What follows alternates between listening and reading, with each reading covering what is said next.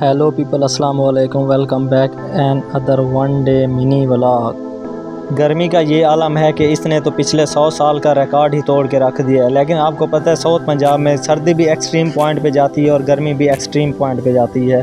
یہاں جب سے ساون کا مہینہ شروع ہوا ہے، بارش کی ایک بوند بھی اس سرزمین پہ نہیں پڑی ابھی تک۔ مسلسل گرمی پڑنے کی وجہ سے چرند پرند، حیوان، انسان، جانور مرجھائے ہوئے ہیں۔ آج صبح ارلی مارننگ 8 بجے سے لے کر 12 بجے تک تو گرمی نے اپنا ویسا ہی رنگ دکھایا ہے جیسا کہ وہ پچھلے 3 مہینوں سے دکھا رہی ہے، لیکن 2 بجے کے بعد یہ ہوا کہ بادل آسمان پر چھا گئے اور لوگوں کی امیدیں جاگ گئیں کہ اب بارش ہونے والی ہے۔ دن 2 بجے سے لے کر شام کے 6 بجے تک تو ہم نے شدید حبس برداشت کی کہ ابھی بارش ہوئی، لیکن گرمی نے خوب بدلہ لیا اور بادلوں نے بھی خوب مذاق کی۔ نہا کر جیسے ٹیوب ویل سے باہر آتے تو پانی خشک نہ ہوتا، لیکن پسینہ ایک بار پھر جسم کے اوپر شروع ہو جاتا۔ یہ شام کا 6:30 بجے کا ٹائم ہے۔ ہم نے بھی سارا دن گرمی برداشت کی، پھر سوچا کہ چلو باہر نکل کے آتے ہیں۔ جیسے ہی ہم فصلوں میں پہنچے، ٹھنڈی ٹھنڈی ہوا ہمارا انتظار ہی کر رہی تھی۔ وہاں پر ٹھنڈے موسم کی تھوڑی سی ویڈیو شوٹ کرنے کے بعد تو مجھے بار بار ایسے احساس ہو رہا تھا کہ جیسے ابھی کہیں سے سانپ ہی نہ نکلا ہے، کیونکہ یہ موسم سانپ کے باہر نکلنے کا ہوتا ہے۔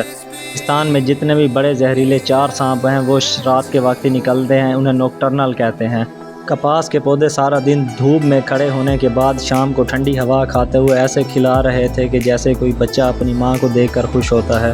اور حبس نے واقعی ایکسٹریم پوائنٹ پہ کپاس کی فصل کو نقصان پہنچایا۔ آپ یہ دیکھیں، بالکل ہی شروع میں پیدا ہونے والے پھول بالکل خشک ہو چکے ہیں۔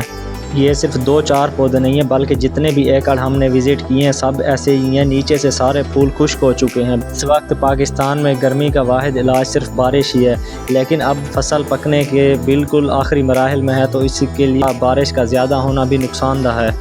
دن 2 بجے سے لے کر شام کے 7:30 بجے تک سورج اور بادل آنکھ میں چولی کھیل رہے تھے۔ ابھی بھی یہ وہی ٹائم تھا کہ سورج اور بادل آنکھ میں چولی کھیل رہے تھے، لیکن یہ جتنے بھی بادل تھے ہوا کے آنے کی وجہ سے یہ بھی تتر بتر ہوتے نظر آئے۔ ٹھنڈی ہوا میں پرسکون سانس لے رہے تھے۔ جب اوپر نظر پڑی تو اوپر 1-2 بادل ہی نظر آ رہے تھے جو کہ سورج کے ساتھ آنکھ میں چولی کر رہے تھے آخری ٹائم پر۔ الحمدللہ پھر بھی ہم پرسکون تھے کہ یہ ساون کا مہینہ ہے اور بارش کبھی بھی آ سکتی ہے، کبھی بھی ہماری باری آ سکتی ہے بارش کی۔ لیکن آسمان میں یہ جو پھٹے بادل نظر آ رہے تھے، ان پر تو چانس ہمارا بالکل بھی ختم ہو چکا تھا، کیونکہ پورا آسمان بالکل خالی ہو چکا تھا۔ یہ بھی انتظار کر رہا تھا کہ جیسے سورج غروب ہو یہ بھی غروب ہو جائیں ایک دم سے۔ یہ صبح 1 بجے سے لے کر شام کے 7:30 بجے تک انہوں نے انتہا کی حبس مچا کے رکھی تھی بارش کے انتظار میں۔ پھر بھی ٹھنڈی ہوا ہم کھا رہے تھے۔ جتنا میں خوش تھا، مجھے لگ رہا ہے کہ مجھ سے زیادہ تو یہ کپاس کے پودے خوش تھے۔ میرا فوکس بار بار نیچے پاک ڈنڈی پر تھا، کیونکہ میرے اندر تو وہ خوف بیٹھا ہوا تھا کہ اس وقت سانپ نکلتے ہیں۔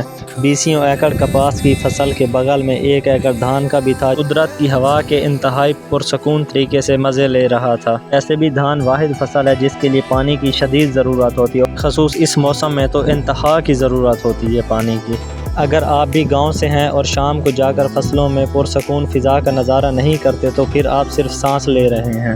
سانس تو آپ شہر میں بھی جا کر لے سکتے ہیں، کیونکہ 7:30 بجے سورج بھی اپنے گھر کو پہنچ چکا تھا اور آسمان پر ٹوٹے پھوٹے بادل بھی تھے، اور ہم نے بھی اپنے گھر جانے کی تیاری کی۔